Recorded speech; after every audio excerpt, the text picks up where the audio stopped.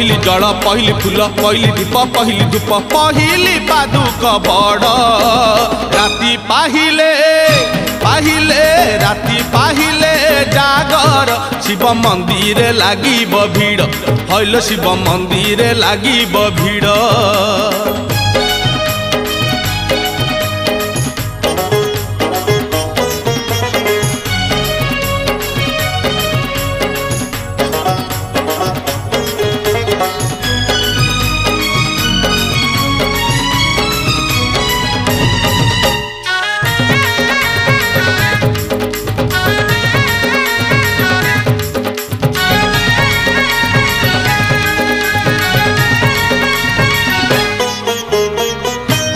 सगाड़ी धाड़ी की धाड़ी लो धाड़ी की धाड़ी भुवनेश्वर को पुरी आरडी लो पुरी आरडी।